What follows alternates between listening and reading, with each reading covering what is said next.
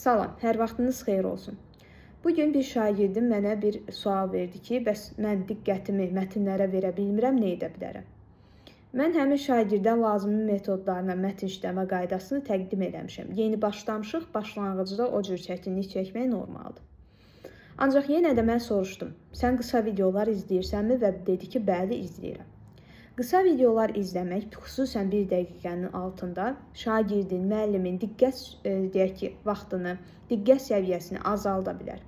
Və diqqət vaxtımız azalsa, yəni bir şeyə bizim fokuslanmağımız get-gedə çətinləşsə, nə baş verəcək? Mən demək olar ki, sadəcə mətnləri deyil, digər fənləri də yaxşı yazmaya bilərəm.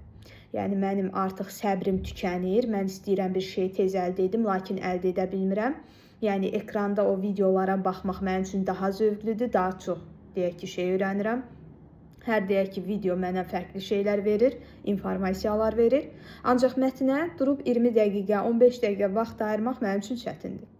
Edilən ən böyük səhv budur. İndi mən burada uzun-uzadı qısa video izləməyin insan beynində buraxdığı izlərdən, mənfi izlərdən danışmayacağım, amma bu hər kəsə bəllidir və biraz elmi araşdırma etsəniz, bunun deyək ki, alimlər tərəfindən də təsdiqlənmiş bir şey olduğunu görərsiniz.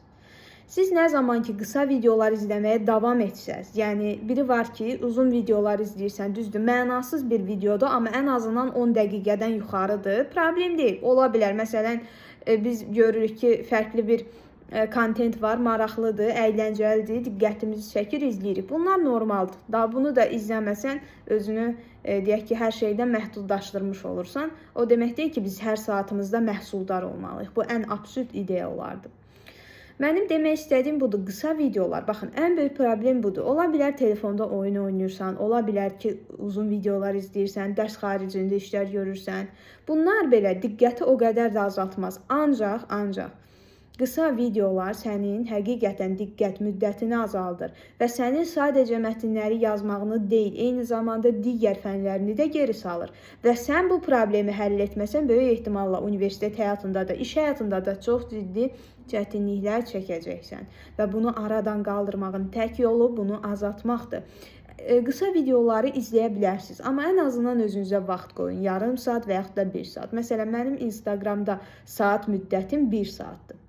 YouTube'da qısa videolara onsuz baxmıram. Instagramda ara bir baxaram və bunu da 1 saata qoymuşam ki, boş vaxtımı daha da boş şeylərlə xərcləməyim. Mənə nə kim nə yemək yeyir, mənə nə kim harda gəzir, bunu bilməyin mənə nə faydası var? Heç bir faydası yoxdur. Və yaxud biraz güləcəm deyə mən bu videolarımı açmalıyam. Ondan sonra bir komediya filmi izləmək və yaxud da stand-up adlanan verilişlərə baxmaq da yaxşı olardı.